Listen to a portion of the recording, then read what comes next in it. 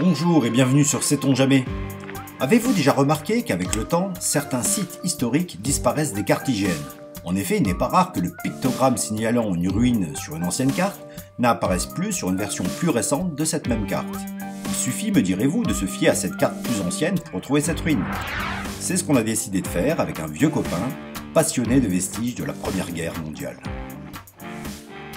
L'objectif de la journée est de retrouver la trace du tunnel du Kronprinz, un ancien tunnel militaire allemand situé dans le ravin des Correttes, face au Morom. Cet abri souterrain d'environ 1 km de long servit de refuge aux troupes allemandes, en abritant les blessés et les troupes au repos durant la bataille du Morom en 1917, juste avant la tristement célèbre bataille de Verdun, située à quelques kilomètres. Cumières-le-Morom est une commune française située dans le département de la Meuse, en région Grand Est. Elle fait partie des 9 villages français détruits durant la Première Guerre mondiale. Détruits et non reconstruits, car classés en zone rouge.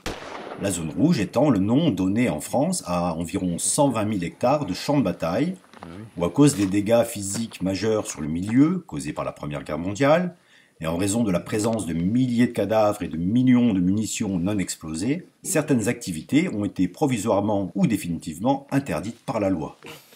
On comprend mieux pourquoi la population de Cumières-le-Morom est de 0 habitants. 0 habitants, mais 2 copains qui essayent de retrouver leur chemin. Un chemin balisé d'éclats d'obus.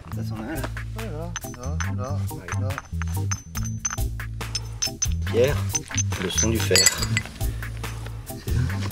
Quelle taille? 75. Après-guerre, dans ce paysage dévasté, on a replanté des résineux, parce que ça pousse vite et que ça ferait rapidement du bois à couper. Mais c'était sans compter sur le réchauffement climatique, sur les sécheresses qui ont fragilisé ces arbres, juste assez pour que les scolytes les ravagent. Résultat, un siècle plus tard, on retrouve par endroits le paysage dépouillé des champs de bataille de la guerre des tranchées. L'odeur en moins, car ça fait longtemps que les cadavres de ces malheureux sont devenus humus. Pas de tunnel, mais c'est l'abri. Et on sait où on est. 1 sur 2 et on sait où on est. On va arrêter de regarder la carte. Ouais. Un petit obus. Ouais. On fait une petite pause dessin pour visiter et croquer ce bunker. Est-ce que c'est parce qu'il est au bord d'un chemin, qu'il est encore visible et accessible ?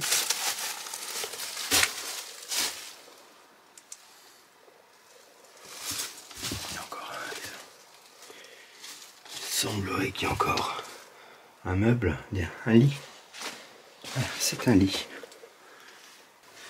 Et la petite fenêtre de tir.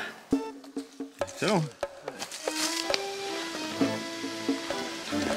Tu filmé la palette que tu as trouvée? Non, justement, il y a des sacs de vin, ça gêne. Voilà, la petite palette. Palette métallique. Pratique. Oh, bien. On va ce que c'est. Petit crayonné du petit abri, quoi. Trop fignolé parce qu'on a route. Finalement, on a du mal à trouver l'entrée de ce tunnel. Le temps tourne à l'orage. Donc on continue. Qu'est-ce qu'on a fait, nous? On n'est pas au bon endroit, là.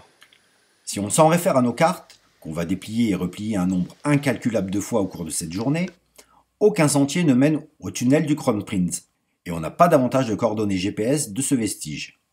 Au cours de nos recherches préalables dans des documents d'archives, on s'est aperçu que les infos se brouillaient à mesure des années, que certains plans se contredisaient sur l'emplacement du tunnel. Avec l'assurance d'être à proximité, il nous faut, comme on dit, tirer un azimut brutal. Et quand même fouiller au large, car à cette échelle, la localisation de ce petit symbole manque cruellement de précision. On s'enfonce dans ce qui ressemble à d'anciens sentiers, dont on peut imaginer qu'on a volontairement abandonné l'entretien, sans doute pour brouiller les pistes, la piste qui mène aux ruines du tunnel. Même si on passe à 2 mètres, on peut le louper vu comme c'est envahi. Hein?